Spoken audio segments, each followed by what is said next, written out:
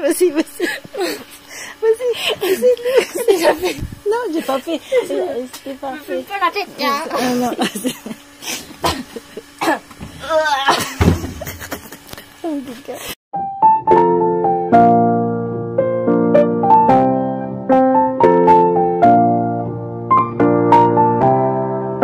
Kami sa dagat, wala pang katao-tao.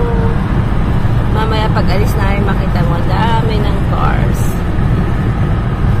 Flowing.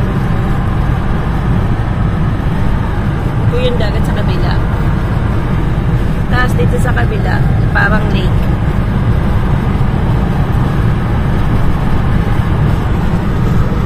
Wow, look at the sun. Ayan. Wala ka anong tao. Wala pa.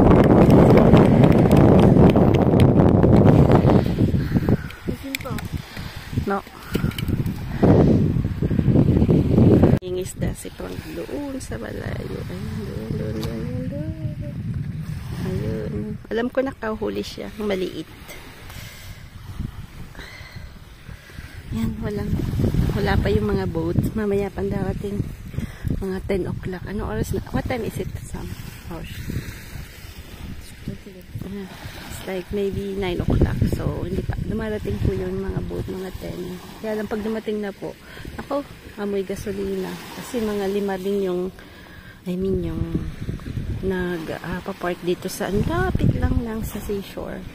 So, we checked that. Alam ko hindi sila, it's not authorized. Kasi alam ko hindi po authorized yung boat na ang lapit sa seashore na po. Kasi syempre, respect din sa mga nagsuswim. Tapos, pwede pong magkaroon ng accident, no? Kasi, yung hindi nila nakikita minsan yung may nagmamask tube, ano po. So, last time may parang nag-react kasi hindi siya nakita. Pwede siyang makita. Ha? No. Don't be that. See, she is very sad because we lose football yesterday. Like, yun. Spain na naman po yung nanalo. So, it's like 2 times, Euro, they win too, Euro, yeah. In Euro, it's Spain, and now, against Spain in Olympics, so, malbos kwa. Yo, joke. Look at what some catch. Salut. What's that? Il est beau celui-là. Par rapport au mien. Regarde par rapport au mien. Regarde. Samy, papi. Oh, papa. Papi? Kid papi. T'as pris Pepsi, mon Il y a plein d'eau qui sort de mon nez. Bah, tu peux faire une friture, Amélie. Daing yung namingwit ni Sam, no? Tsaka ni Frank. Yung malaking dalawang malaki. Napana ni Sam yan. Ruji tawag nila dito. Parang bisugo po. Tapos ito. Ayan, gagawin ko pa lang. Babadiin natin. So, ino-open ko po siya ng ganito. Ganyan. So, ayan. Ganyan po yung ginagawa namin sa island noon po. So,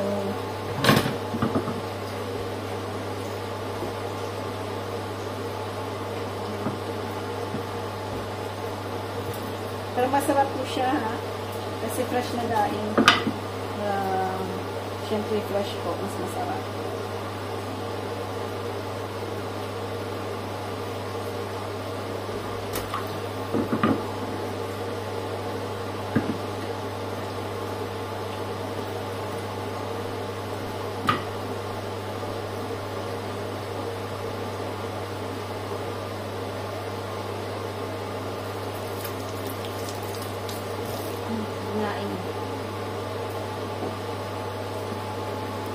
Yan, daing. Fresh daing. Yan, ubusin natin yan. At madali-daling maliliit, ha? Mahuli ni Panto. Sobrang liit. Soniyo.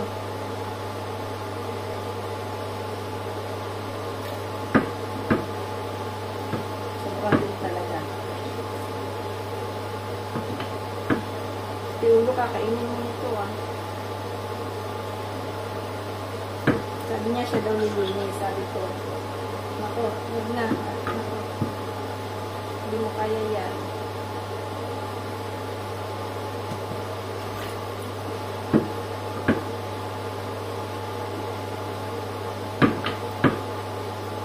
Mga bata naman nahilig sa daing. Pero favorite po nila yung ano po, yung pusit na daan. Yung dried na pusit na parang ano po. Naubos na. Wala na po po. Naubos na. Marami din po yung binili ko Siguro almost ilang 3,000 pesos din yata ang nabili ko. Nung pumunta po kami ng Bataan, nung ko po siya binili. Pero mas maganda na siguro po yung kilo, no? Kasi nalata ko po hindi pa masyadong dry yung nakapak na yon. So, kailangan bilag-bilag din kasi nag-ano po siya. Ang tawag doon, parang namumuti, no? Nakalimutan ko yung term na Tagalog. So, ibig sabihin hindi pa talaga siya dry na dry. Kasi pag maganon din, syempre yung ano po nun, yung weight, pag medyo hindi pa talaga nag-dry, mas medyo mabigat. Kasi mahal po ngayon yung pusit. Mahal na po yung pusit yung kilo. Almost ilang 700-600 pesos din po yung 1 kilo.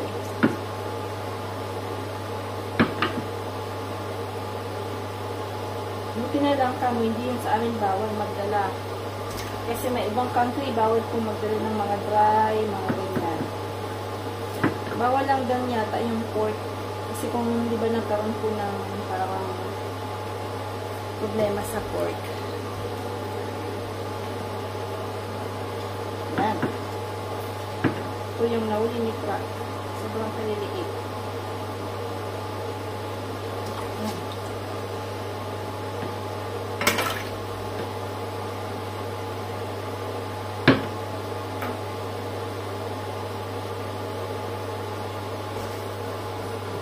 Na lang.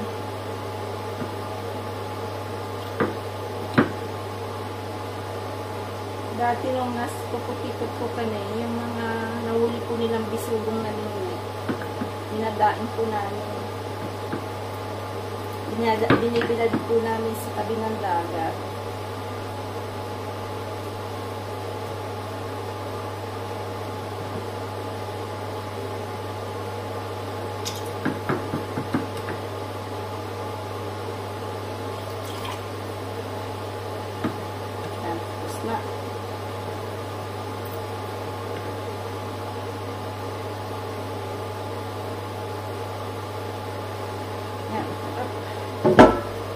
Yan, yung mga langaw, paborito yan.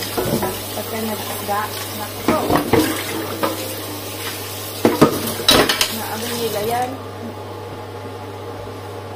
Lalagyan po natin ng yan, ng kunting asin.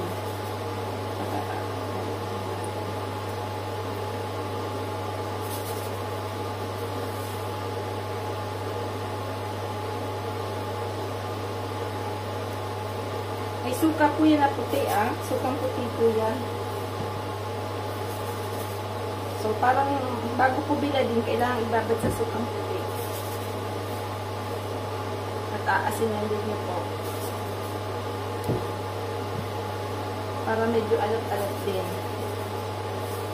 Kasi, yung daing po ay maalat.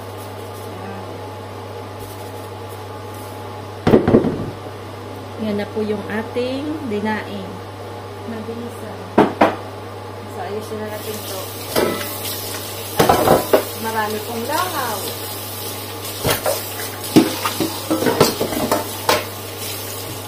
Tapos mamaya, ibibilad po natin yan. Ang init po. Sobrang init today.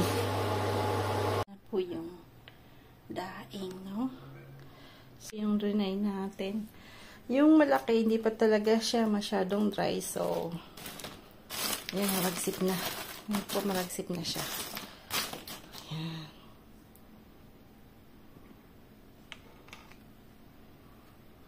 Amoy suka.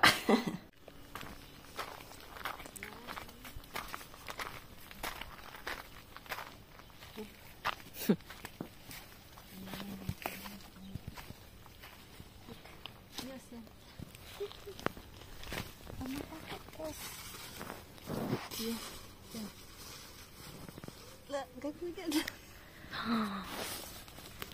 my God. Oh. C'est quoi ça? Wow.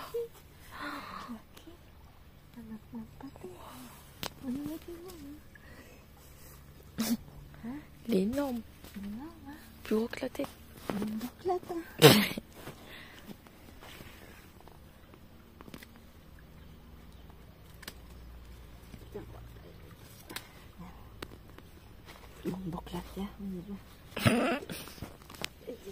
Tu veux que je porte? Non, c'est bon. Prends ma photo. Vas-y, vas-y. Vas-y, vas-y. Déjà fait. Non, j'ai pas fait. J'ai pas fait. Pas la tête, hein. Non.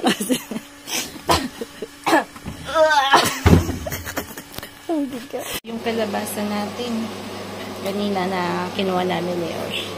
Nagbula-bola lang po ako today. Yan, bula-bola. Paborito ng mga bata yung bula-bola na to. So, recipe ni Mama to.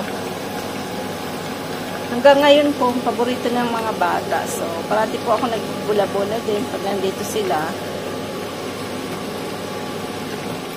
At mamaya po ay mag-ano kami. Marami pa pong natira, so ubusin ko po yung natirang laing. Tapos yan. Try nating lutuin yung dinaing natin na po. Po yung dinaing natin. Yung ito po, dadalihin na natin yung malaki. Tapos bumaliksik pang kaninang umaga, hindi po kami sumama. Dalawa lang nahuli niya. Mag-isa lang siya.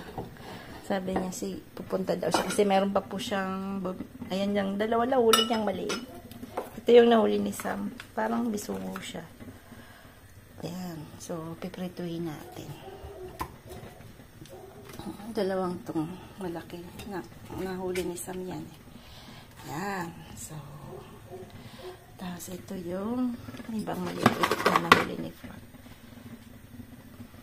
Masarap po yan kasi syempre sariling daing nyo po mas iba po yung lasa ng fresh daing na gagawin nyo po. Pag dito sa France, pwede pa ako sa South. Pag ang init po, pwede pong, pag hindi po kayo namimingwit, bibili po kayo ng fresh na mga seaport no po. Tapos pwede nyo po siyang daingin. Ayun. Bubuksan yung pangdaing, tapos lalagyan nyo ng suka, asin, paminta. Kung gusto nyo pong lagyan ng baong, pwede din. Lagyan nyo po ng mga ilang oras din. Tapos patuyuin nyo po sa sun. Yan. Tapos daing na po siya.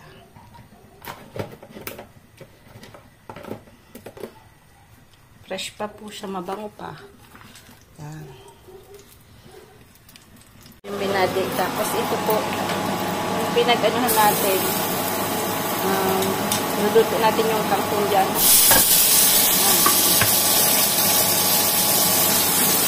Para may lasa-lasang isda.